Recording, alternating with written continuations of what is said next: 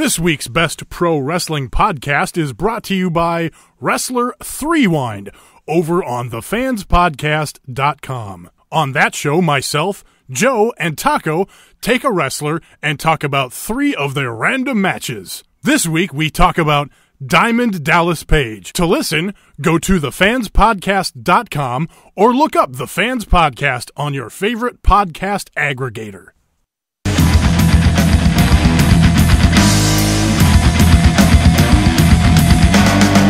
Welcome to the Best Pro Wrestling Podcast.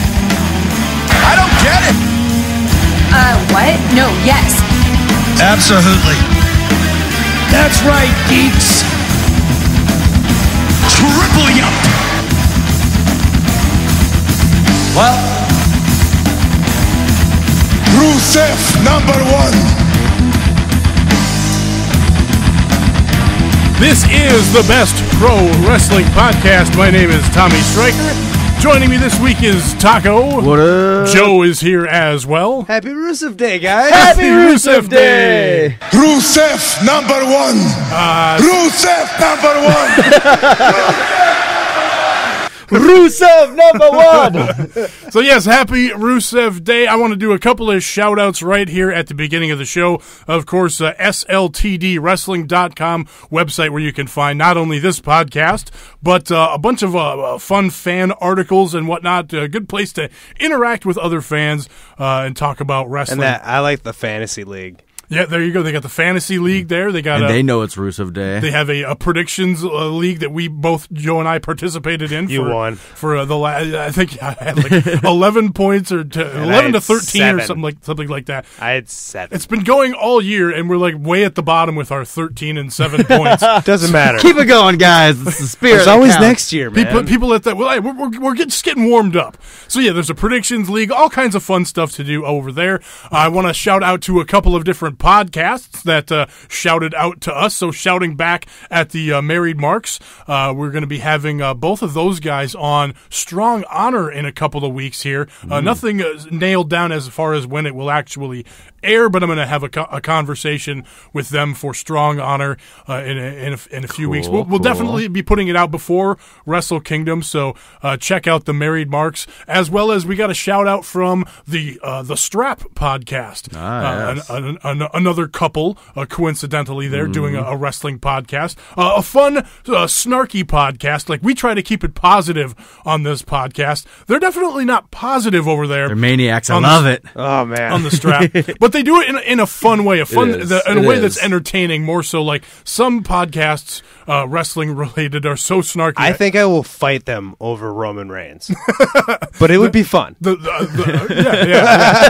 Like I said, some podcasts can be obnoxiously snarky, but these guys have fun. So check out the Strap if you want to, if you're looking for some more podcasts. But over here on Best Pro Wrestling Podcast, we try to keep it a little positive, try to talk about what we like. Yeah, we're going to have pet peeves, we're going to have stuff that we don't like, stuff that we bring up, but that's the nature of pro wrestling. After all, this is a podcast, and obviously we're not going to just be fanboys here. We're going to talk about the things that we would like to see improved upon from time to time. So you tell him, Steve Dave.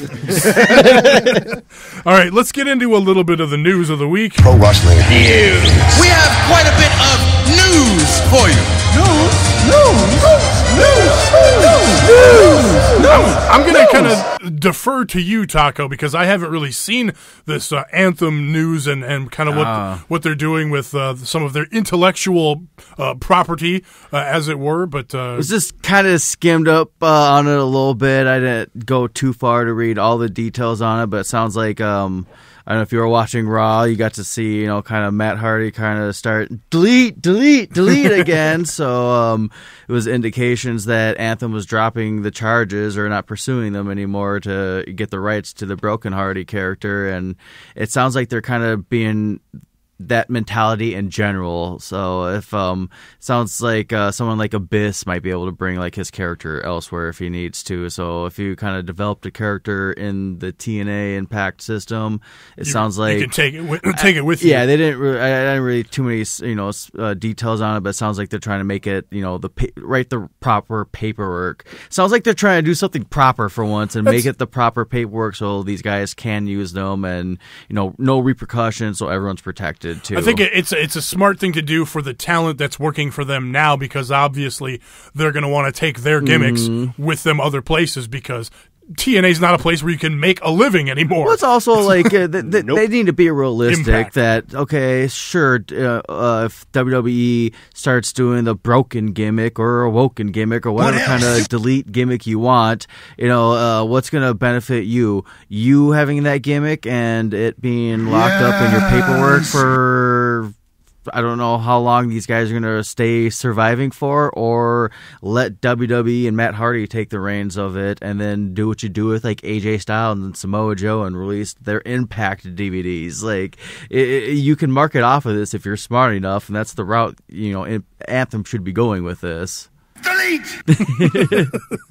And then the other news from and obviously we'll get into stuff as we go through Raw and SmackDown. The Elite are, speaking of things that rhyme with delete, the Elite are scouting a 10,000-seat venue for a possible late 2018 show. Obviously, they're going to try to promote it with Ring of Honor, possibly New Japan. Cody wants to face with Daniel Bryan.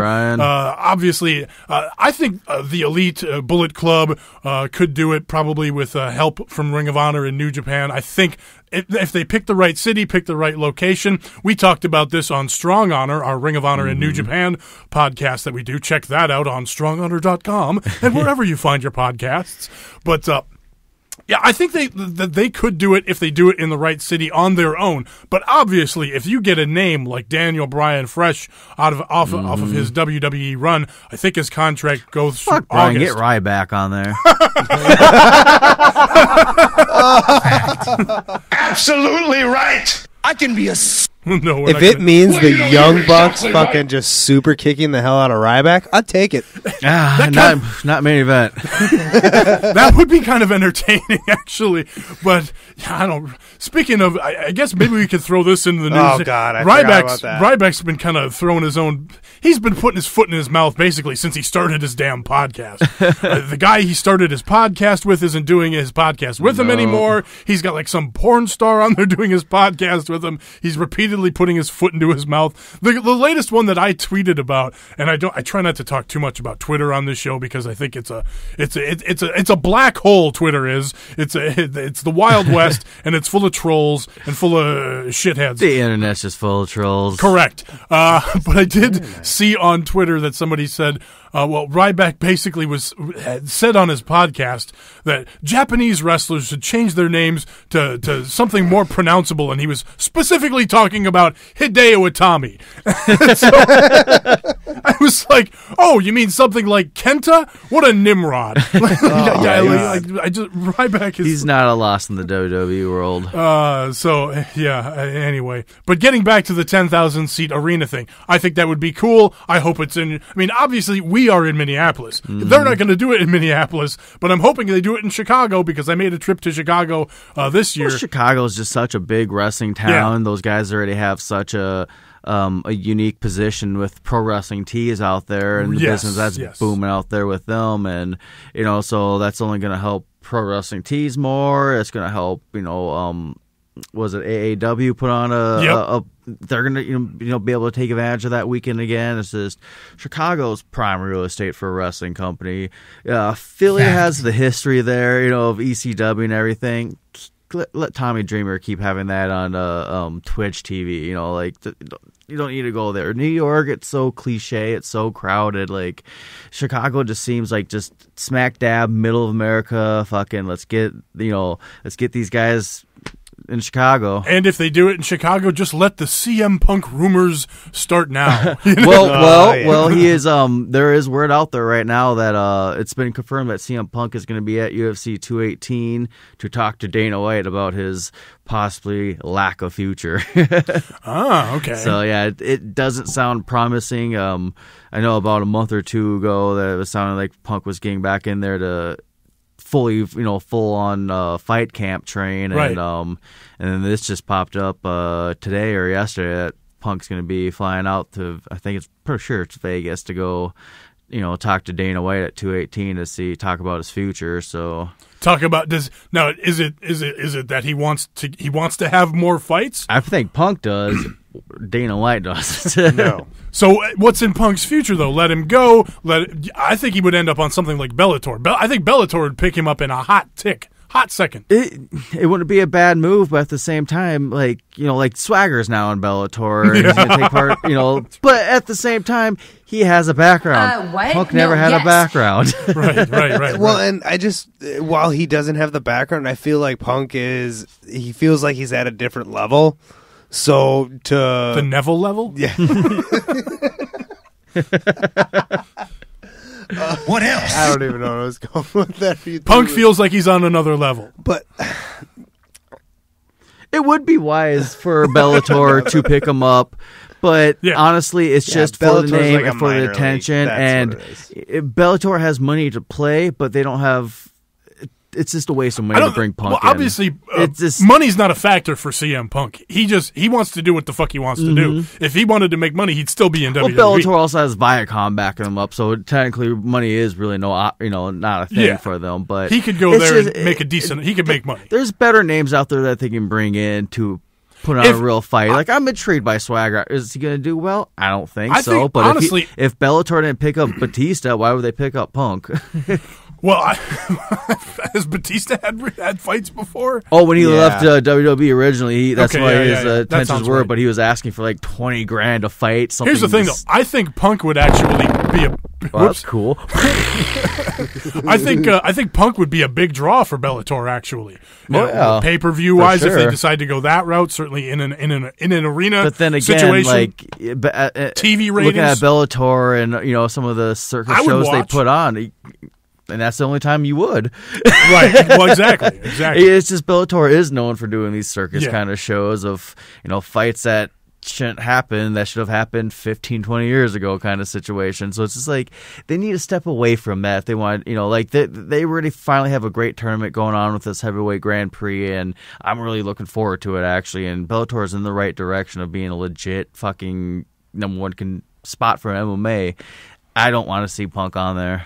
Well, but let's bring it back to pro wrestling. So, yes.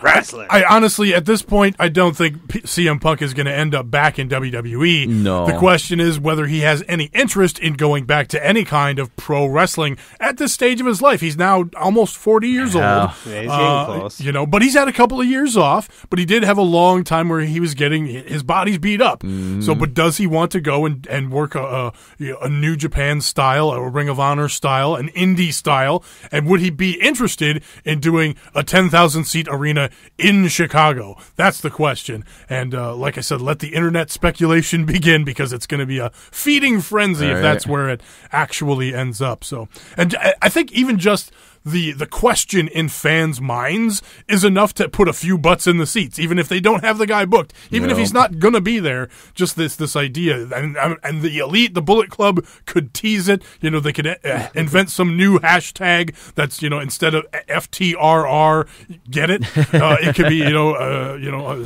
like SCMP, like sign CM Punk. What the fuck am I talking about?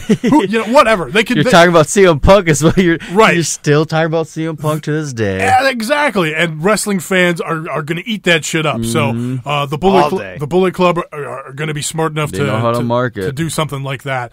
And so anyway, so that'll be fun to see how that all plays out over 2018. So. All right, let's get into what happened on Monday Night Raw. Change the subject. Monday Night Raw.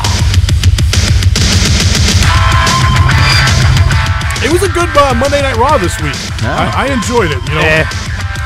So, whoops. But we just Smackdown. started to talk about Raw. Well, I mean, Joe, you said you weren't into it, so I figured we'd move on. Over it. It's but- not the best. Not the best. You know, Roman Reigns in this IC title spot, kicking off the show. Good. Can we get this out of the way? The big fucking debate that everyone's fucking butthurt over right now. Go for it. Reigns' treatment of the Intercontinental Championship. How do you guys feel? You know, when he first came out with it, it definitely reminded me of what he was doing with the U.S. title.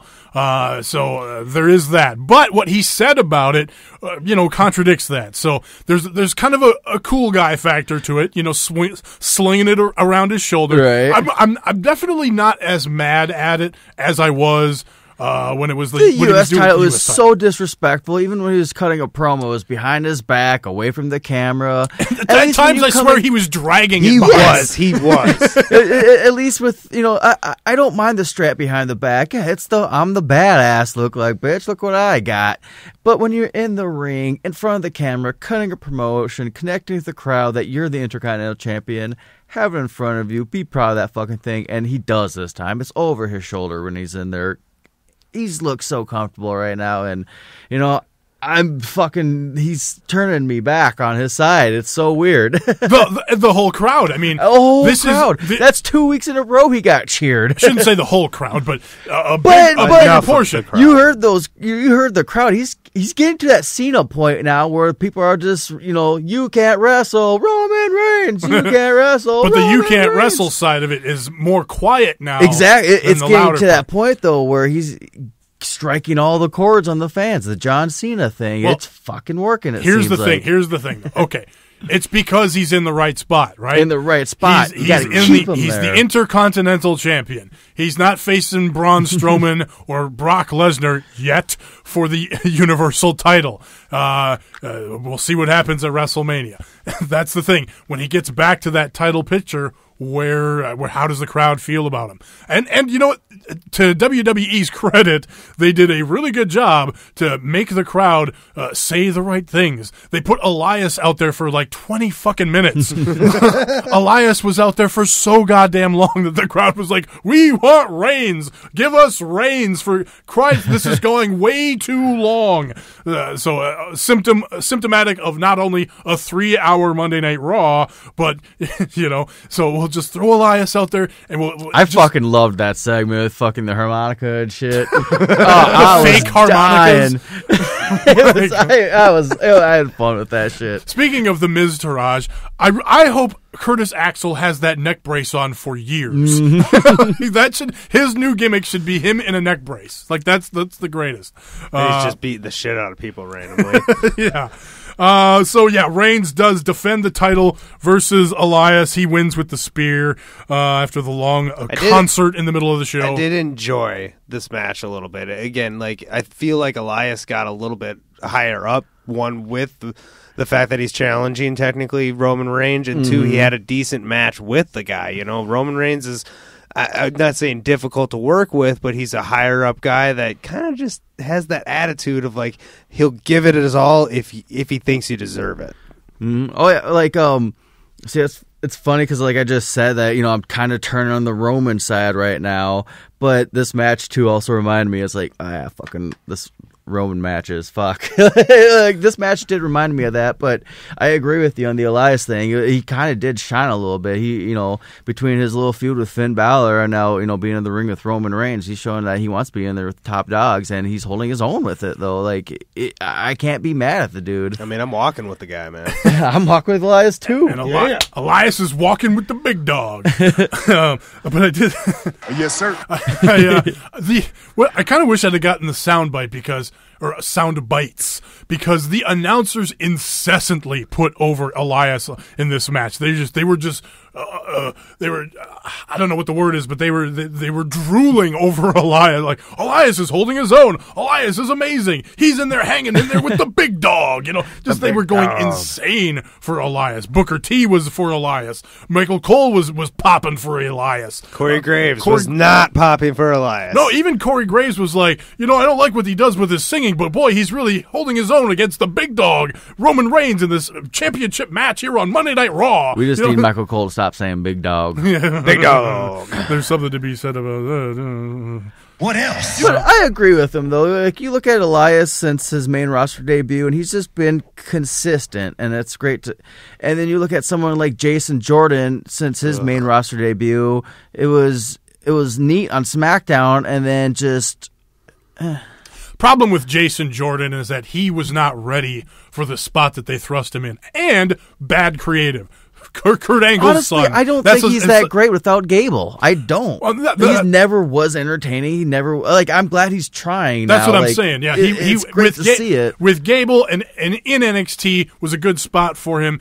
Like they moved him up too quickly. He's just not ready to have this kind of spotlight shown on him. He's decent in the ring. He's got good stuff there. But yeah, on the mic he's horrible. He's a horrible actor. The storyline sucks, which doesn't help. Then you got Gable on SmackDown who could barely get any time. Yeah. But I mean, he looked good this week though. He does. Every time he's on TV, he looks good. So, after the match with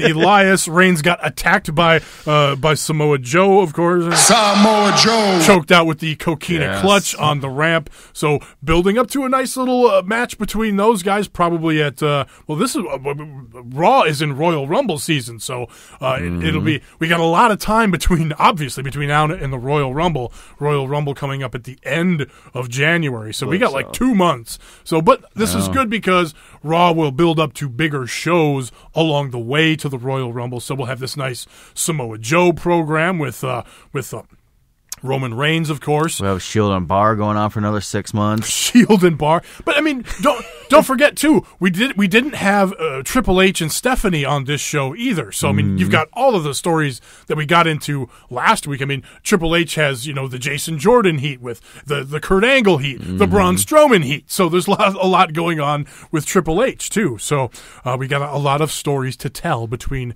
now and not only WrestleMania, but of course the Royal Rumble. Don't forget about the big anniversary show for Raw that happens a couple of weeks before the Royal Rumble. The Royal Rumble that I'm sure they're going to build 5 times fast. The build up to as well in January. So, well, and I do want to point out with the Samoa Joe attacking Roman Reigns, it shows you where the Intercontinental title is at when Roman Reigns is holding it and Samoa Joe is challenging for it, and then you go to SmackDown for the U.S. title and you've got Baron Corbin and Bobby Roode. I love Bobby Roode and everything, but like that feud, like I don't like. You can even say the same thing about the AJ Styles and Kevin Owens feud. It's like on paper, fuck yeah. Watching, it was like, cool, neat. Well, I think what they're trying to do here is with Lesnar not regularly on Raw and Roman being Vince's number one guy, they're trying to elevate the Intercontinental title to be the number one championship on Raw while Brock is away. So with another top guy like Samoa Joe, I like that. So, yeah. And as much as I want to see Samoa Joe in the main event title picture, like I'm not mad at him seeing him with the Intercontinental either. Like get some goal on him. Let's get some trophies on him. And it's the continuing story of the Shield being popular and Amber Rollins trying to get the tag titles back. They're going to get their big title shot next week. So again, they're gonna sprinkle in these title matches along the way to the Royal Rumble. That's another thing I actually really enjoyed on Raw too was Roman Reigns coming out, starting the show, kind of his thing, whatever, and then, as he's heading to the back, burn it down, and Seth Rollins, his music hits, and he comes out in his standard gear. I loved this fact, and then he was even in an interview, like, what's going on with the Shield? He's like, oh, we're still the Shield, we're brothers, we're just fucking doing our thing still, we're winning the championships back, he's got the gold, he's just supporting us, so I like that they're doing this now, like, I like that we have New Day here, and, the Shield doing their thing here. Like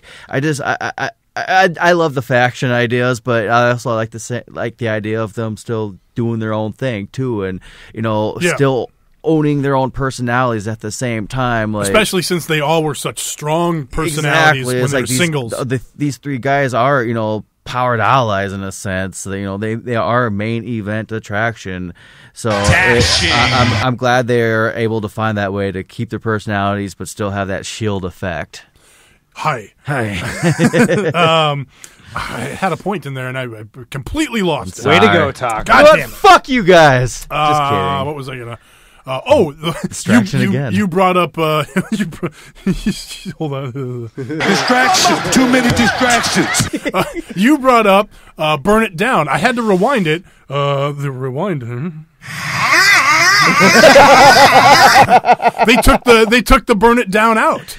Of Seth Rollins' people music. were bitching and moaning about it, and I get it.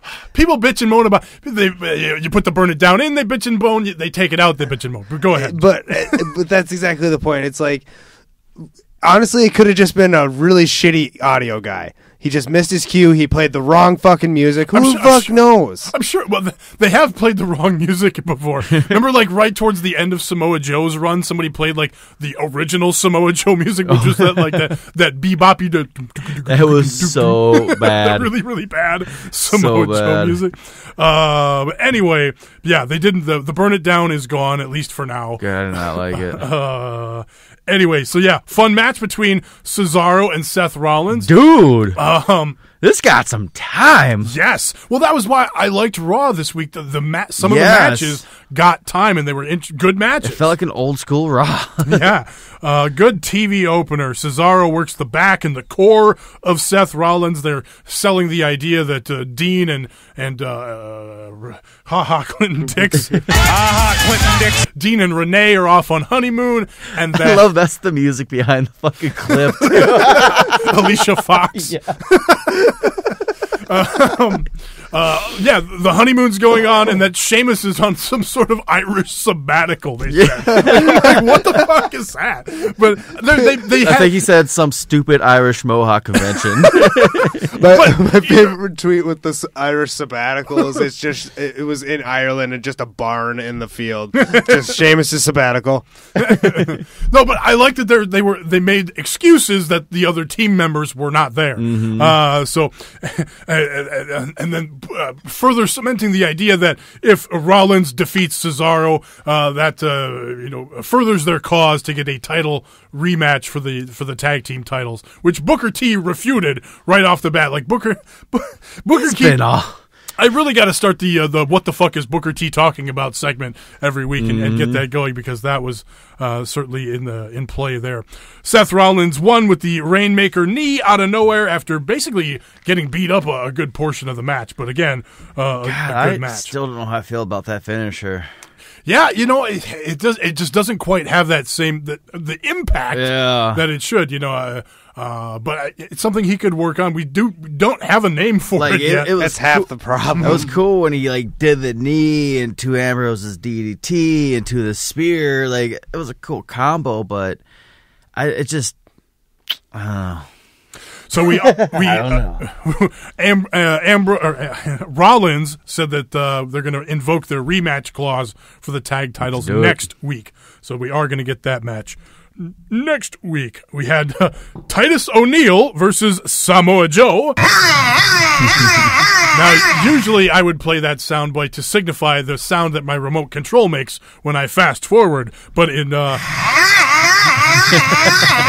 if you skipped this match, you got to go back, because fucking Samoa Joe, he must have told Titus, dude, just beat the shit out of me. Let's get out there and do this. Yeah, throw each other Titus, around, man. You are a dangerous man. Just slap the shit out of me, please, because I'm not going to let you throw me around because you're going to drop me on my head. But just slap the shit out of me and we'll go from there. And then I'll lock you in the coquina clutch. We'll go home and everything will be fine. So they just went in there, smacked the shit out of each other. It was great. It was strong style on WWE TV. Mm-hmm. Even though Titus was slapping him around a bit, it still felt like he was holding it back. I feel like not to me. Did you see the welt on his belly? No, he still whipped him up, but it's just, I don't know. God, I want to like Titus in the ring, but I don't want to see him in the ring. This was the most I've enjoyed Titus O'Neil. It was fun, forever. That's what I want from him, is being a hard hitter. But there, not every single one. But there was a few times it's like, man, I wish you would go further. You're just such a big, intimidating dude, and you don't come across that in the ring to me, even with Samoa Joe. So, yeah. Yeah, he's just kind of a big dork in the ring. It's just, so it's just kind of odd. I want to see that ruthless side of him all the time. Like, that's why I loved it. He was just so it was pissed off Titus. Yeah, it was good to see that, but it still felt at times soft. And at times it felt like he was going to drop him on his head. It did. What was I going to say? I feel like now that I'm thinking about the match a little bit more, it started off kind of as any old general Titus O'Neil match, like it was going to be a shit show. Yeah. But then Samoa Joe smacked him early on, and then That's fucking when Titus it was picked like, up okay, with the hits, motherfucker, yeah. That's how it's gonna go. Yeah, business picked up, as JR would say. But I thoroughly enjoyed a Titus O'Neil match. Whoa. Save that sound bite, will ya? It gets harder when you speed up to maintain the synchronization. It's like the knife between the fingers. We are no Singh brothers, that's for sure. Thank God. They teased a 6-woman match. Paige, Sonya Deville, and Mandy Rose were supposed to take on Sasha Banks, Bayley, and Mickie James, but Bayley and Mickie James got attacked in the back. Paige says she started the women's evolution, but this is Absolution, so that's the name of the faction here for the. So no submission sorority. No, unfortunately not. They single out Sasha Banks, beat her up. I really like Mandy Rose's finisher. Where did it go there? That double underhook face buster that she does. Yep. I do like that. We'll talk about SmackDown later. No match here, so that was disappointing. But we kind of talked about last week how them just being kind of new and fresh was like, oh, yay, Paige and Babyface, and they're going to beat up these people that are boring. So they kind of cemented here that we're definitely heels. You're not going to like us because we're going to go on and on and on for way too long. That was the thing, is the promo was too long, but I think that was by design to get heat because we're just going to talk and talk and talk until you guys start booing us. And that's the worst of it, is I just want to see her fucking wrestle. That's the money, though. That's the money right there. You got ease it in there, let her talk, let her get that spotlight back on her. That's better than Becky Lynch. Matt Hardy versus Bray Wyatt. Bray Wyatt wins with the Sister Abigail after Matt Hardy misses a big moonsault off the top. Wyatt and his spot monkey. Right? Exactly. What was he thinking? I think he actually tweeted that out, that he's just like, I don't know what came of me over me, and I'll never make that mistake again.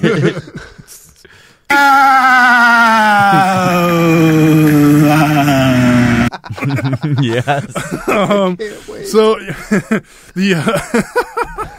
You remember when we went into this broken Matt Hardy gimmick thinking this was the stupidest thing on the planet and like, what the fuck are they doing? TNA is over. And now here we are like, please bring it back. Please bring it on. We want it more. Well, and it's weird because when they first came into WWE, they couldn't really do it. They kind of did it, but they didn't really do it. And now, Jeff is injured, and now they're going to start doing it, I guess, because, obviously he got beat with the Sister Abigail. He's doing the delete thing in the corner after the match. Because that's what made Matt Hardy interesting. Like, got to do something. And with Jeff Hardy being out with that injury, we can do almost the exact same thing from start to finish. Obviously, a little bit more WWE style, and I will have zero problem with watching that all again because there's even better talent technically than where TNA was at. The tag teams we're going to see, technically, even just the feud we'll see between Matt and Jeff. Absolutely. Jeff's going to come back from injury and he's going to start fucking jumping all over the place like a spot monkey, and Matt's going to be like, you need to stop that shit. Right. And come to think of it, I think Jeff Hardy had an injury early on in this whole thing when they did it in TNA, and that was kind of how this whole broken thing came about. So, it'll be fun to see how it plays out. Do I trust WWE to do it right, whatever that is? 50%. I don't know. As long as they give Matt Hardy some freedom on it, it'll be fine. It's just, man, it's a bummer seeing how hot the Hardys were and just fizzle out. Like, even when Jeff Hardy wasn't injured, you know, like, the championship run was fun. Yeah, we're geeking out. Hardy Boys are back, and it's just, Yeah, the nostalgia stuff is kind of done for the Hardy Boys at this point. So if they can change up the story and make it more interesting with this broken woken stuff or whatever, I'm cautiously optimistic. So yeah, like you said, if they let Hardy give him the control to do what he wants and put the machinery behind it. Oh man, does the Golden Bolt go back to being a dilapidated boat? That's a good question. Will Vanguard 1 still be Vanguard 1? Does the boat get to keep its name, Skarsgård? Will there be what's the lake called? I remember. I forget the Doesn't matter. As long as it can turn Shane Helms into the fucking hurricane Senior again. Benjamin's tweeting again. Yes, sir. All right. The Rich Swann versus Arya Daivari versus Noam Dar versus Akira Tozawa. I do like what they're doing here. Angle set up these, they're going to do 2 number 1 contender 4-way matches over the next couple of weeks. Then those two contenders face off, and then that winner of that match becomes the number 1 contender. So it gives us a reason to be invested in what's going on in these cruiserweight matches that usually they just throw out there randomly. So, I like that Kurt Angle got called out on how he's been treating 205. He's like, oh, yeah, I have been slacking with everything that's been going on. Like, I thought that was a funny touch. It's funny, yeah. He mentioned that in his backstage or whatever with the cruiserweights, and then later in the show, all this shit with the absolution goes on. It's like, Kurt, you got to get the women under control now. The women are out of control. You got to get on top of that. So, but yeah, I like that we got some. There's something at stake over the next few weeks for these cruiserweight matches. So Rich Swann gets the win here with the Phoenix Splash over Dar. A good match, but the crowd was dead for it. So it just sucks. There's not enough story, honestly. It's killing us. Saw the tweet. I mean, we're a year into 205 Live. Let's be honest with ourselves. How many 205 Lives have we watched that weren't while we were recording a podcast? That's a good, yeah. I mean, I know Taco, you've been watching them a little bit more. It's the first year still. I mean, it took still 4 years for NXT to really click off. To, are you kidding me? That's true. I didn't even jump on. We still gotta get more names in there. It's just keeping your talents like the Austin Aries and the Nevilles happy in that position. Maybe not having a fucking giant purple belt will help. Like, purple color scheme. Purple is my favorite. That fucking damn ad color. on the WWE Network be like, I got big dreams, I got big things. You're little guys, but purple's my favorite color. But the UK Championship, it's classy. It looks good. It looks like the WWE title, just not a giant WWE logo on there. Like. It's a great championship to be proud of. The cruiserweight, it looks like you're just trying to sell something at Toys R Us real quick. Like, so it's just I wish they would kind of change the scheme a little bit on the cruiserweights, but I know it's just gotta have faith in these guys and let them push through and get some talent in, get rid of some talent too, and just. It's going to take time. You can't start a new promotion overnight, and that's essentially what this is. We've got a few people that are poking their head out, getting their confidence. Again, Drew Gulak's been killing it with the PowerPoint presentations with Enzo. And while you can hate on Enzo, he is the perfect heel. Whether he's a good wrestler or not, he can get the crowd riled up. He's on the heels. He's always going to be using the skullduggery against everybody. I mean... that's a Ric Flair style champion, not obviously he's not Ric Flair, but but in that sense, Seth Rollins, even that shit little heel that always finds a way to win. Miz, yeah, exactly. So there's places to go with this. We just can't have Enzo be the top guy. The problem is that at some point Enzo has to get in the ring, and that's like, oh, okay, shit. It's like when Miz and Baron Corbin get in the ring. But even nowadays, Enzo is actually putting moves together and movesets together, and I don't want to say holding his own in the ring, but he's putting a match together. All right, Jason Jordan took on Kane at the end of the show. The story here, the knee injury. He says he's good to go. Angle puts him in the match with Kane. You can do it. Yay, son, go. Yeah. Ooh. Jordan gets counted out. Jordan sells the knee after he gets thrown out of the ring. That leads to the count out, and then Finn Balor comes out, and we get a new main event at the end of the show. Finn Balor versus Kane. Kane gets DQ'd after he uses a chair all over Finn Balor. He just can't hang. Just can't hang with Finn Balor, even though he beat him clean as a sheet 2 weeks ago or 3 weeks ago, whatever it was. Here's the thing. So we talked last week about Finn Balor, who was supposed to be the dirt sheets, the rumors, the Dave Meltzers of the world put the idea out there that it was supposed to be Balor versus Brock Lesnar in the main event for Royal Rumble. Now, whether WWE put that rumor out there so it would get out, and Finn Balor's just having fun with it, who knows? Whether maybe the WWE is telling him to have fun with it online and whatnot. But he keeps putting out these tweets where he's saying, "I will get over," right, accentuating the word "over" and all of that in his tweets. And they didn't bury him this week. He had the match with Kane. He held his own, and he got the win via DQ or whatever with the chair. So I was kind of waiting to see, is this just going to be Kane burying the shit out of Finn Balor again? And it wasn't. So good sign. Also, I worry about putting Finn Balor versus Brock Lesnar because he has to lose because they're building up to Brock Lesnar carrying that title all the way to WrestleMania. God damn. So there's that. So I don't want to see Finn Balor lose at this point. Although AJ Styles just lost to Brock Lesnar, didn't lose anything. I was going to say, you could still lose against someone like Brock Lesnar and still look strong. But I think the idea maybe is that they don't want to do a similar match 2 times in a row with Brock Lesnar. Obviously, Brock Lesnar versus AJ Styles, the David versus Goliath. Maybe he's the one to win the Rumble. So quit your bitching, people. But I don't know.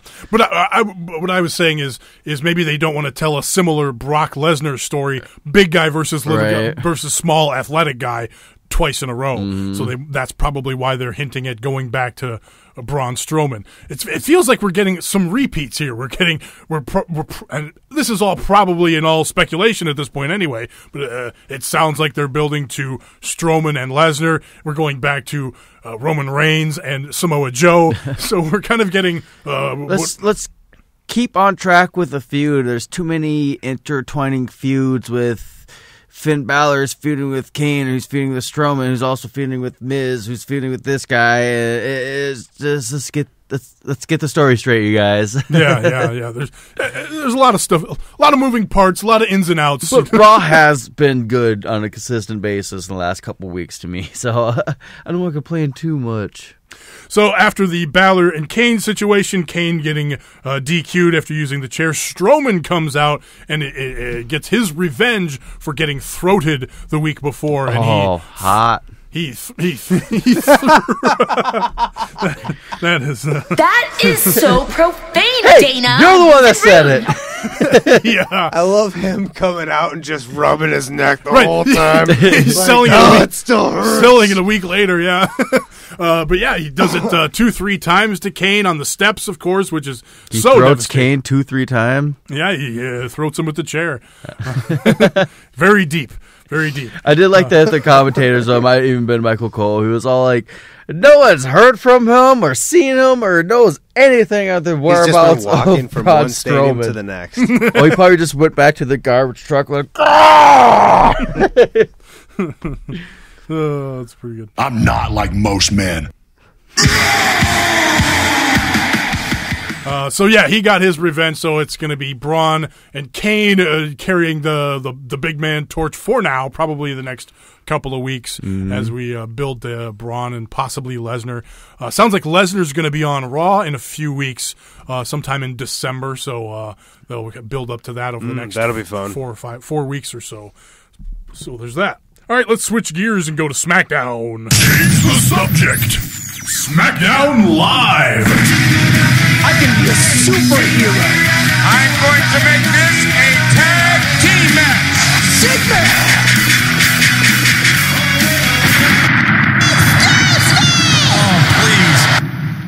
So decent SmackDown this week. Nothing huge or anything, but just it was a good show. It was SmackDown. Yeah, it was SmackDown. But yeah, New Day taking on Benjamin and Chad Gable. This was fun. Fun match. Yeah, another good TV opening match. New Day gets the win with the up, up, down, down. For some reason, Which New is Day. surprising.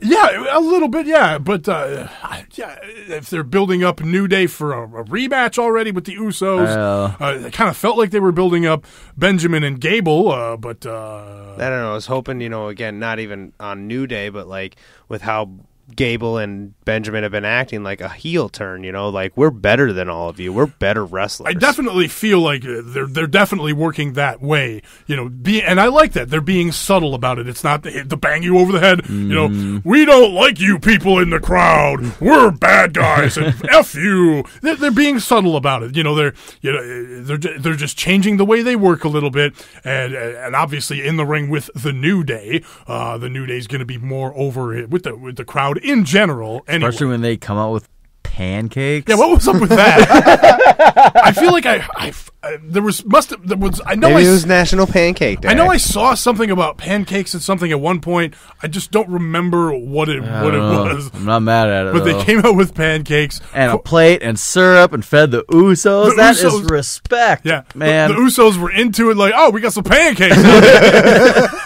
Corey Graves is like, get these damn pancakes. I like that one point that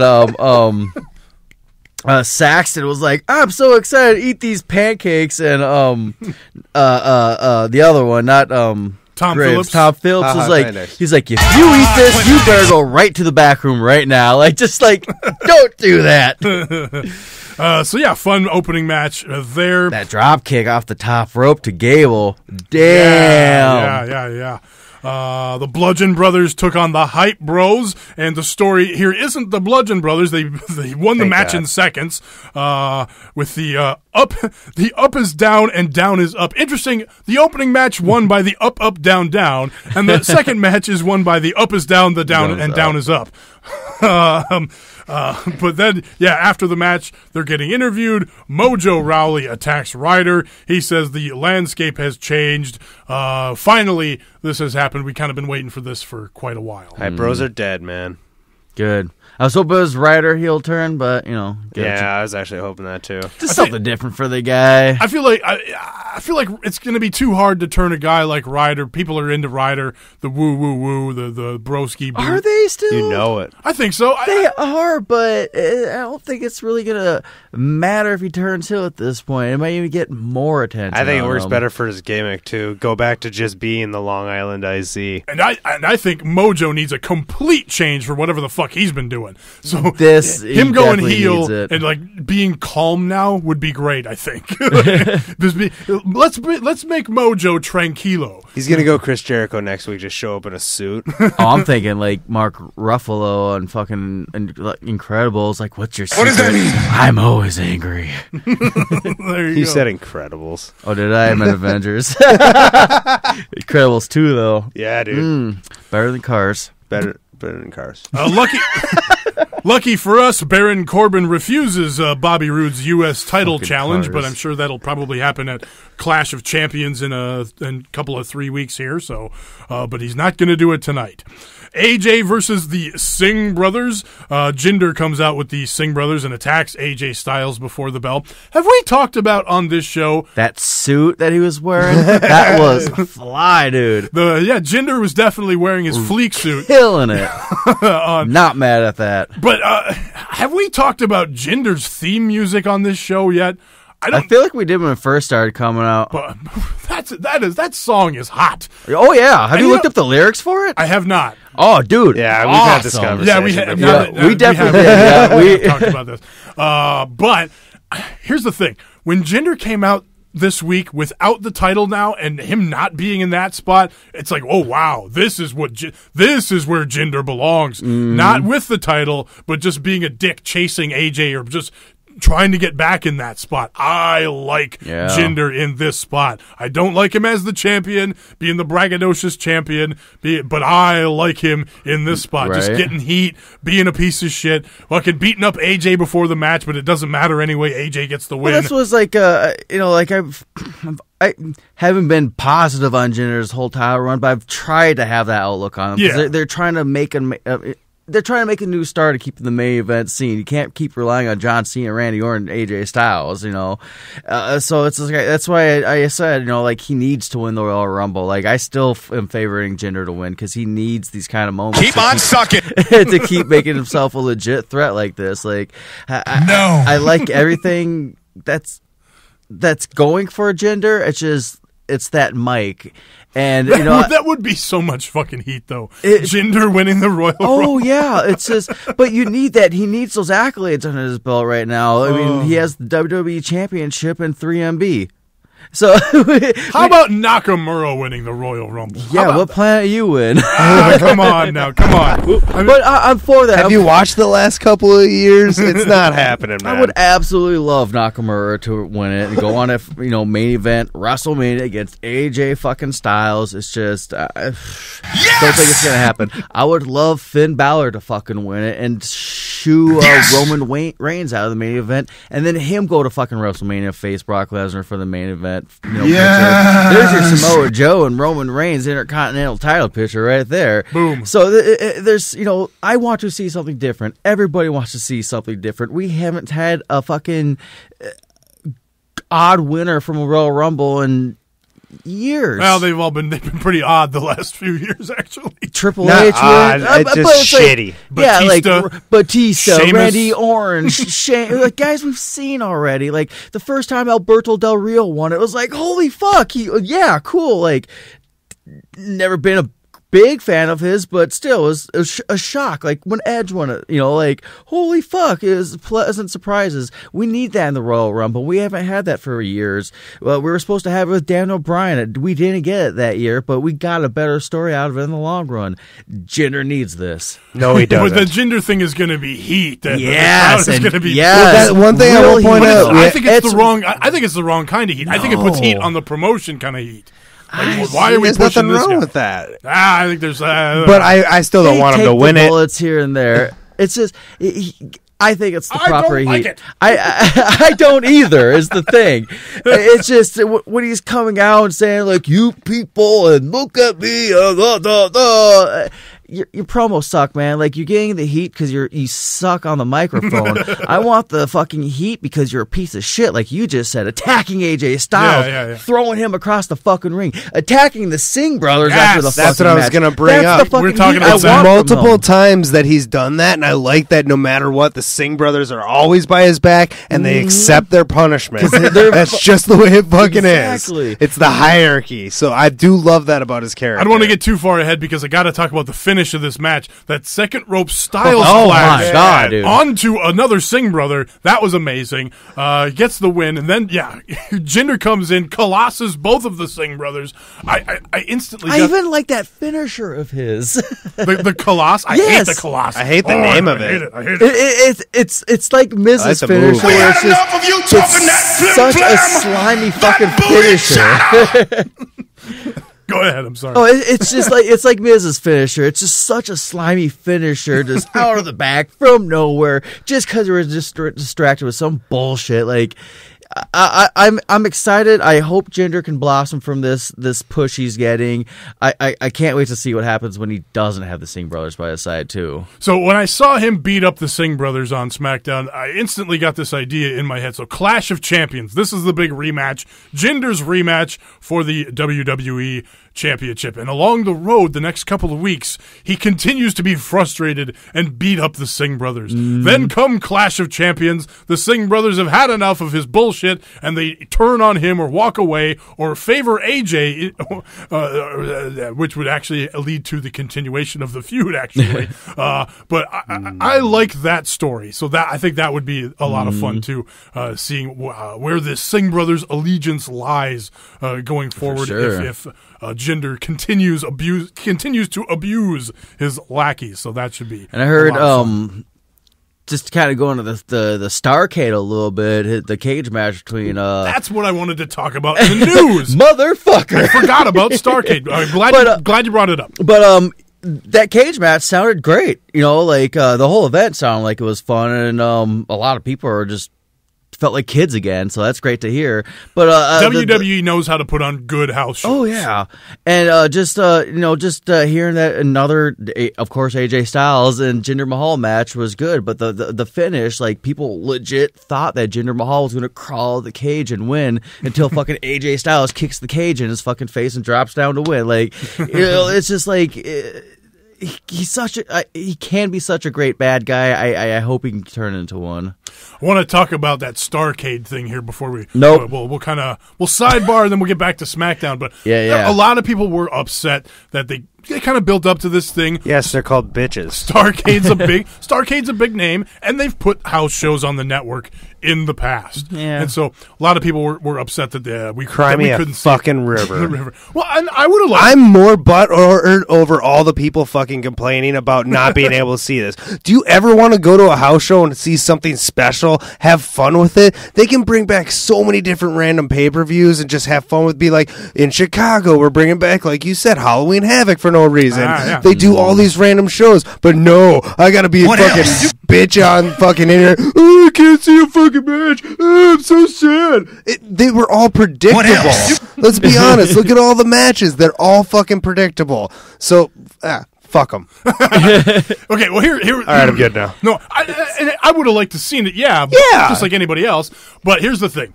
When they were putting house shows on the network, yeah, they were bigger house shows. It was like names like Brock Lesnar, Beast in the East, stuff like that. But what they were doing was testing the waters for SmackDown exclusive pay-per-views. Now that they're doing SmackDown exclusive pay-per-views, there's no incentive to add that expense to a house show to bring the camera crew and all of that because it's expensive. So they're already giving us extra shows as it is, so they're not going to go out of their way to do that. The other thing, the entire reason why they did Starcade there was to compete with WrestleCade that is taking place that same weekend in that same area. WrestleCade has been going on for years. It's this big convention that's there with indie matches and everything else, and it's been a very successful thing that's been going on for years. And it's WWE trying to get that money and be doing their usual predatory thing. But that's fine though. But they bring in a lot of it for the other people too. I was gonna say, like, a lot of going to bring more do the people same to to them. the actual. More I kind of regret saying predatory because it's just business,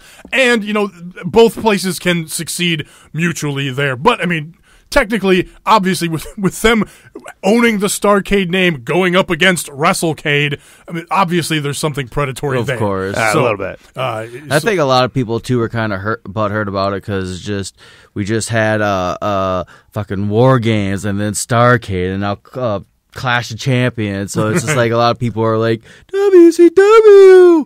So, I'm agree with you. It's like, chill out. It was one event, I'm glad they're playing around with stuff like this. So like you said, I wouldn't mind if to see pop up things around here, like you said, Halloween Havoc or I was gonna say Hog Wild. I was gonna say Backlash, well, but on that note, actually, since we're diverting, we're going all kinds of crazy here. It doesn't matter. But they released next year's pay-per-view schedule, and it's a lot less exclusive. Remember we were doing a lot of 2 pay-per-views per month. They've reduced that even more. So this SmackDown experiment of split rosters or whatever, it's not exactly equaling to more network subscriptions, and that's their business now. Their business is TV money and network subscriptions. So it may be working for TV although SmackDown ratings are better than when it used to be taped in a non-exclusive roster, but not that much better. So it really depends on what kind of TV people are deal definitely they get. talking about it, though. Well, and I've seen rumors that WWE might be bringing their actual movies and possible like TV shows and stuff to the network eventually. What does that mean? Oh yeah, I mean that's not going to bolster very much. Exactly. Marines 1 through 6. Like nobody's subscribing to the network for Table for 3. People are subscribing to the network for the pay-per-views and for like NXT mostly I should say. Not that the other stuff doesn't get views, but it's not what drives the network. And them adding these extra pay-per-views has not driven up subscriptions in a way that was significant enough to keep doing it or add more. So we're probably not going to get your Halloween Havocs, at least not on a regular pay-per-view, maybe on a house show kind of thing. But your Halloween Havocs, your Road Wilds, whatever. But they're still playing around. They're still learning. Like it seems like the only people that really get the streaming game right now is Netflix, and still it seems like they still don't even know what the fuck they're doing with it. Like just whether it comes to contracts with this or losing this product, you're known for this product, but you don't have the rights to this anymore. So it's just this digital content game is still such a touchy subject. It's still so new to everyone, and Shane McMahon went to China to try to do some Netflix sort of thing. That shit just don't exist over there. China and Japan, they just don't really do a Netflix type of service. It's a different culture when it comes to TV there. The Amazon Fire Stick is the only thing with New Japan rolled on it. Otherwise, you got to hook up a laptop to your TV. You know how fucking annoying that is? Like, God damn. We're trying to put New Japan over on the other podcast, Taco. You're ruining all the credibility. No, that's what I'm just we have saying, credibility? No, we have not. The streaming aspect, though, it's still such a new field. So it's just like, they just got to go by their guns and just, put out the new shows. Like, I still haven't watched it, even though it was one of the launch shows, but Legends House. I haven't heard bad things about it. I didn't watch. I'm a big fan of the EEAC TTROA myself. There's rumors that's coming back too. So it's just like I'm glad they took chances with like Camp WWE But that's none of those things garnered a significant enough amount of subscriptions that none of those things moved the needle. It's the chances you're taking. That's to what me. I'm getting at here like with this new the Kevin Owens thing they just put out. It's just like good. I want to see more stuff like that. You guys need thoughts on that too. You guys need to take advantage of the 30 for 30 with Ric Flair. Get a right to be like, hey, we're gonna play it on the network on this day. It's gonna be available for this week only. Like, get that kind of stuff. Like. I got so many thoughts here. So you brought up the Ric Flair. We're getting way off of SmackDown, but I promise we'll get back to it. This is a good conversation. Ric Flair, 30 for 30, you brought up that. I think they did a good job capitalizing on that. Number one, with the Charlotte story that they told going into Survivor Series. But this week after Raw, they did a table for three with Ric Flair, Sting, and Ricky the Dragon Steamboat. Yep. Ric Flair was obviously still drunk from the night before on this thing. And the Ric Flair 30 for 30, definitely a cautionary tale to people looking to get into the wrestling business and having a family and the responsibility that comes along with that, especially with the sad any Reed job Flair that you're going to be on the road in general. Right. And then to cement that further, this table for three, where he's glorifying his lifestyle and talking about it in this good way, when he look at all the tragedy in his life. The Reed was trying to be Rick. Rick was his friend, not his father. To say that Rick contributed to the delinquency and to his own son passing on is not a far-fetched thing to say. Ric Flair is not a good man. He is not a good husband. He was not a good father. But he was one of the greatest of all time when it comes to being a professional wrestler. Because his love of his life was wrestling, not his family. Exactly. He should not have ever had a family. He should just not have got married, should not have had kids, at least not until he was more responsible. But even obviously, it's different time eras too. Like exactly. you look at the locker room nowadays, and Kofi Kingston, he's probably dad of the year. Titus O'Neil is the dad of the year. So it's just different worlds. Yeah. It is real though. It's just like, you gotta watch yourself. I want to talk about that. It's kind of getting back to SmackDown. The Kevin Owens 365 doc. Did you guys see that? I haven't. No. I really enjoyed it a lot. Everybody I've heard has enjoyed it, and people have talked about it. And I have a bit of a different take. I got a hot take on the on the Kevin Owens doc. It talks about it chronicles a year in his career, and he talks about he's not satisfied with himself unless he's on the top. He wants to be on the top of the card, and at the end of the thing, his take home point is, well, maybe I should be happy with just being where I am, and maybe not being on the top, and I need to appreciate everything that I get from WWE. And so, and that was a good take home point from it. But that's not my hot take. What I took away from it is that there's an insecurity to him a little bit, and he goes to Vince after these matches, and he'll have these great matches, and he'll do great things on the mic, but he's always looking for that reassurance from Vince and Hunter and those people, and that could get you into trouble in WWE. I think they like an alpha male that knows he's good. And I think Kevin Owens knows he's good, but I think it's just. There is a slight insecurity there. Like you said, like an insecurity and a perfectionist mindset too, where definitely. He knows it's the WWE and he knows it could be better. Look at him. Like, first thing I'm going to say is he's a fat sack of shit. But since I know who he is, he's not. I think he's an athlete. I think he's fucking a beast in that fucking ring, and he knows it. Everyone knows it. Vince knows it. Triple H knows it. Everyone knows it. Otherwise, he wouldn't be here. He has to overcome that court of public opinion. It's just that mindset of the grind and where I'm at. Where am I at? It's just. Some minds work like that, so I'm not mad at it, but I get how it can get you in trouble too, in that mindset, because Vince McMahon's a very alpha male, like he's king shit. So I definitely want to go check this documentary out, and it's that kind of stuff on the network that they need, that real side. Like I like seeing that kind of stuff. Like one of the clips I heard that kind of stuck out was like that I heard was Kevin Owens like asking Vince, was like, was that good? No. Right. It's just like, we need to see that. Even I know that Vince McMahon probably doesn't want us to see that. We need to see that, because that's just this day and age. Like, I want to know his story. Like, I want to know what's going on with this dude, because it's just social media. Like, seeing him, being sent home from him and Sami Zayn being sent home from the European tour, and then he ends up at some random Twitter follower's wedding, and and starts a little feud with Randy Orton there, and here they are having an awesome match on SmackDown. So back to SmackDown. So I like seeing stories like that. Tying it back to SmackDown finally. Kevin Owens versus Randy Orton. Like you said, good awesome build-up fucking match. Online. And you could tell it was just legit heat between the two guys, which you do get in the ring a little bit, but not as often. Everyone's still kind of buddy a little bit back there, which is nice and everything, but I want to see that anger a little bit between some guys, because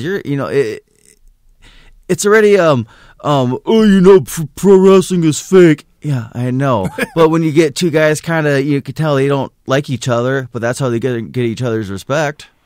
Orton will just grab a kendo stick and just smack the shit out of you. Yeah, Kevin Owens will return that shit. He let Randy Orton beat on him for a long fucking time. Like, I was truly amazed at how long Randy Orton was beating the shit. He controlled most of the match. Controlled most of the first half of the match, just nonstop. And so...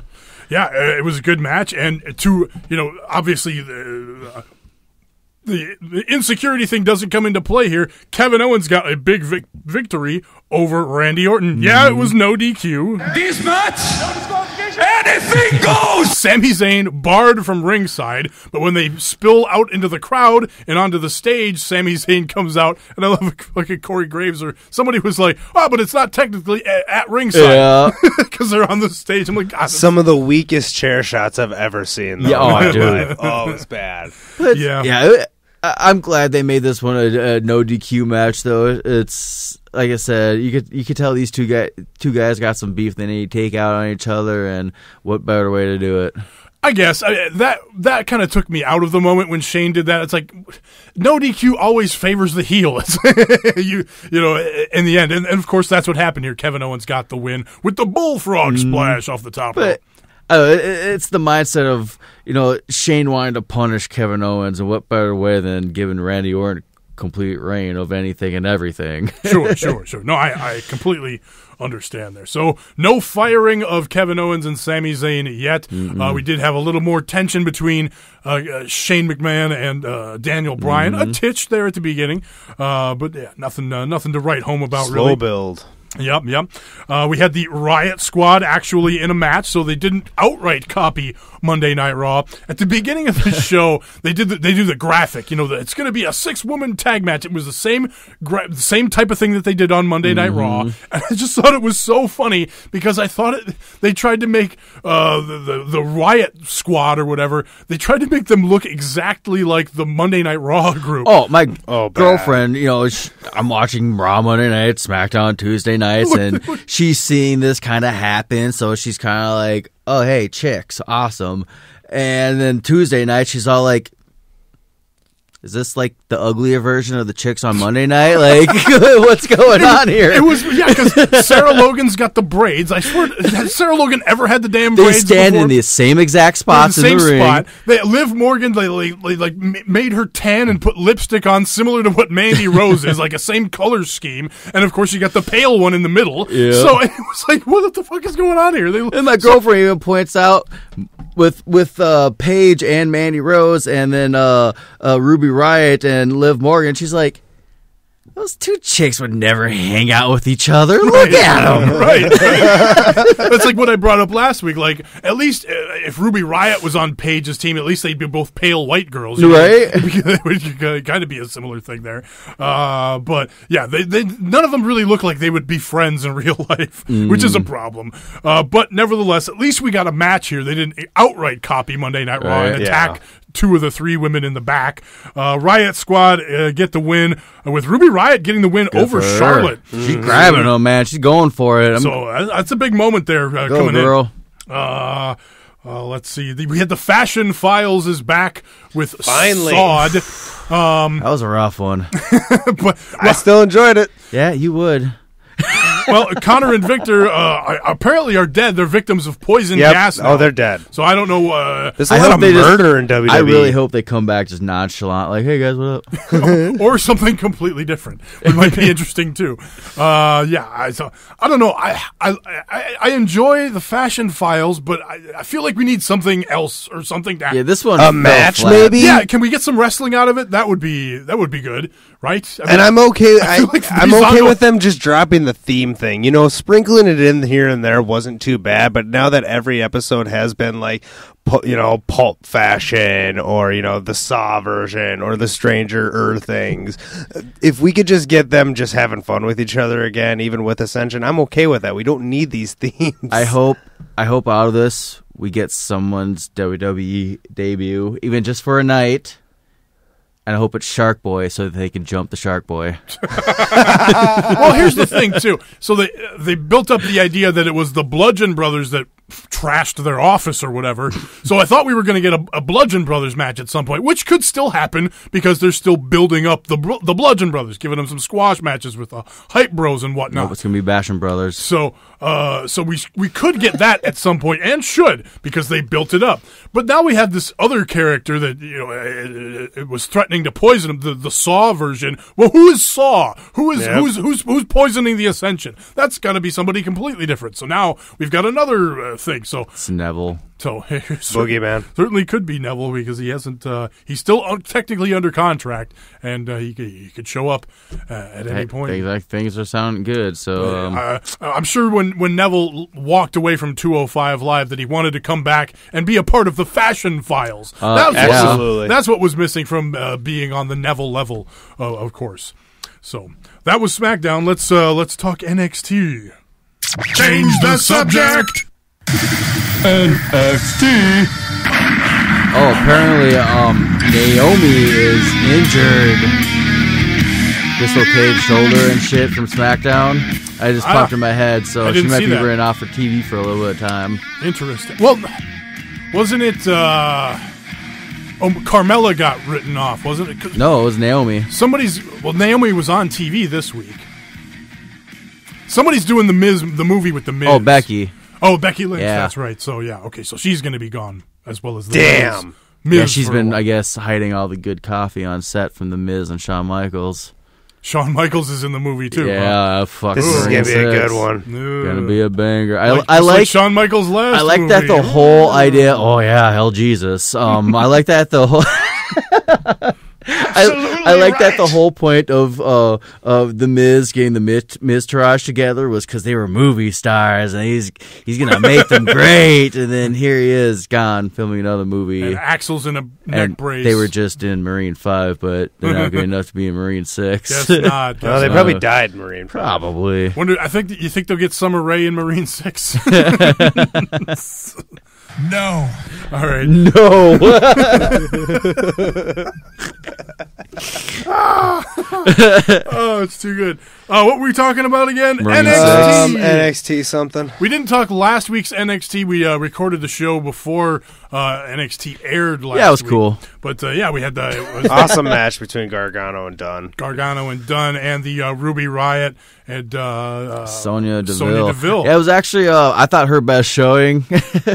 Yeah, and So she was, out of all the lady debuts on Raw and SmackDown this past week, I think hers I was most skeptical on, and seeing her this Sonya. week with Sonya, with Ruby Riott, with 2 T's now, by the way. Yeah, I forgot to bring that up. I thought that was I think either Ruby Riott or Riott Squad was copyrighted, so they just threw on another T. Yeah, right. So Works for me. that's why they should have just made it number 2 sweet, and it would have been good. But yeah, whatever. But yeah, no, this was a good performance from her. So a good show from her. So gave me a little bit more faith of her being on main roster.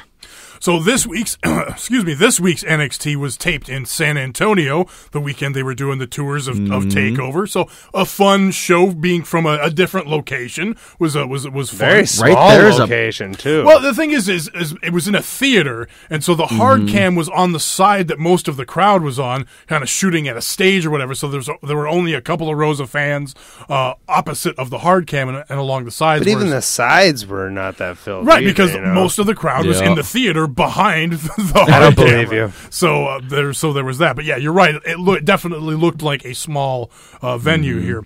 But a fun little TV show here. Street Profits took on the Sports Entertainers, Tino Sabatelli and Riddick Moss. Street Profits get the win back, I believe. No, they're 2-0 against them. Did Sabatelli and Moss win the first one? Nope. 2-0, baby. Who did Sabatelli and Moss beat? They beat somebody a couple of Joe's ass. Stirring the pot. Joe loves to stir the pot. No. Loves it. I'll take Montez for it. all God, day. I love If you Montez can Ford. send your videos of you stirring the pot, send it in to Joe on Twitter. At You know what's Joe, awesome is BPWB. every request you've made never happens. Not one picture, not one dick pic is coming to my Twitter. But yeah, fun opening match with Street Profits getting the win over the Sports Entertainers, as I like to dub that tag team of Sabatelli and Moss. Peyton Royce took on Kairi Sane. Kairi Sane won with the Purple Rainmaker, a.k.a. the Insane Elbow. Peyton Royce and Billy Kay have new shirts saying They that they are love each other. Amazing. Oh, amazing. And again, it wasn't her, even better than last week's match, but I just see the improvement in Peyton Royce in every match that she has, especially working with Kairi Sane. I mean, Absolutely. 2 girls, they're a little bit smaller, but they're both athletic. They can one-up each other. And again, with that heel versus, babyface mentality, like, they're the exact polar opposite. She's annoying as fuck. She's got a person helping her on the side, and then you got Kairi Sane. She's just a little pirate. So next week we're going to get Sonya Deville and Ruby Riott again, this time in a no-holds-barred match. All right. I like to call it a sudden death match. Anything goes! So we'll get some of that with those two next week, which is it's interesting because obviously with Riott winning the match last week, bringing it back no holds barred, even though they're both already up on the main roster, both in heel factions. It's interesting. So It's fun. Then the main event, Tyler Bate teaming up with Trent Seven, Mustache Mountain versus Pete Dunne and Mark Andrews. I like they did a little segment with Mark Andrews saying, the only reason I'm teaming up with Pete Dunne is so that if we win, I get a title shot for the United Kingdom Championship. This was a decent TV tag match. Nothing too special here. They got a fight forever chant, which I thought was a little bit premature. A little too much. But it was a good match. I wouldn't put it anywhere close to anything that would require or deserve a fight forever chant, but it was good. Yeah, good for NXT. I mean, you got the Frankensteiner from the top into the sit-down powerbomb for that was nice. One of the falls. That was fun.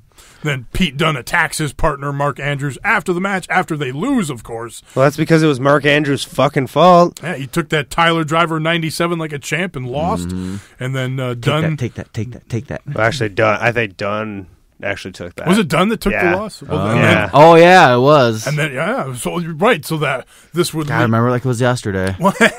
And... I didn't put enough sarcasm in my voice. So, I mean, this is actually big news because it was remember... the WrestleMania weekend, Tyler Bate versus Pete Dunne. That awesome year of the match of the year candidate. Yeah.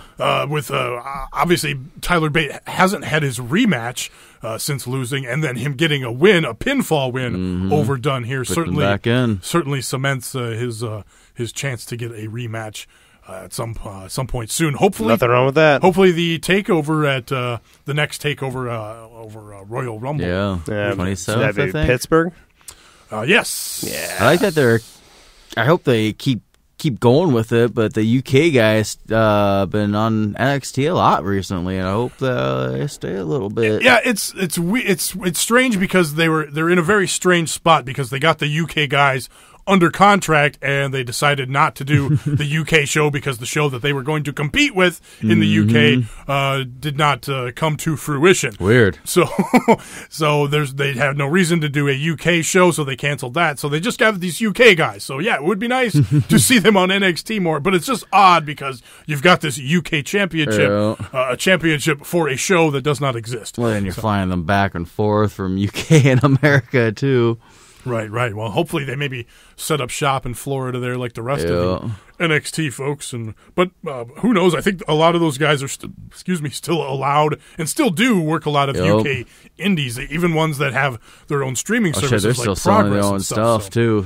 Right. So yeah, it's interesting the situation. Those especially Dunne because he has his merch on WWE shop, and then he still has his own website, full merch catalog and everything, new stuff coming in. So they're a little bit more lax nowadays with it. Well, I think those guys are under very different contracts to regular WWE talent too. Like they're allowed to take other bookings outside like the 205 guys too. Well, not of booking wise, but merch wise. Right. But the UK guys are definitely allowed to take the other bookings, so which would mean that they're allowed to sell separate merch because that's a big part of working indies is selling merch. So it'll be interesting if they end up re-signing those guys, changing the contracts, or if they just kind of have them show up once in a while on NXT shows, and then when the contracts run out, they either re-sign some to new deals or just let them go. We'll see what happens there. Good luck. All right, that's going to pretty much do it for the show this week. Let's wrap up the show with a WWE Tweet of the Week. Now it's time for... the WWE Tweet of the Week. This one comes from Aiden English. Follow Aiden at WWE Drama King. New at WWE pay-per-view schedule 2018. Hashtag Rusev Rumble. Hashtag Rusev Lane. Hashtag Rusev Mania. Hashtag Rusev Lash. Hashtag Rusev in the Bank. Hashtag Rusev Ground. Hashtag Rusev Slam. Hashtag Rusev in a Cell. Hashtag Rusev Series. What's Rusev doing in a bank? What does that mean? I just picture like a briefcase full of nothing but just random shots of Rusev. Or just steaks. Yeah. And cigars. What am I doing here? Follow me on Twitter at Tommy Stryker, spell Stryker with a Y. Check us out on Facebook, facebook.com/Best Pro Wrestling Podcast. Go to the website, bestprowrestlingpodcast.com. Check out Strong Honor on all other forms of podcasting, stronghonor.com, New Japan, Ring of Honor podcasts, at Strong Honor on Twitter. So many Twitters, at BPW Podcast, if I didn't say that one already. And Taco, where can people find you? Follow me on Snapchat, Twitter, at HGREV Taco. And you can follow me, Joe, at JoeBPWP. That's at Joe, Best Pro Wrestling Podcast. Don't forget to check out SLTDWrestling.com for this podcast and all other great fantasy leagues, predictions, etc. Yeah, I'm going to check out that fantasy league tonight. Yeah. And what else? I think that's it. So rate, review, and subscribe. iTunes, Stitcher, TuneIn Radio, iHeartRadio, wherever you get your podcasts. 5 stars. Thanks for checking us out. Thanks for being a listener. And keep on sucking. Yes. Yeah. What does that mean? That's going to do it for this week. Bye. Peace. Keep on sucking. What does that mean? What I said was, stop talking.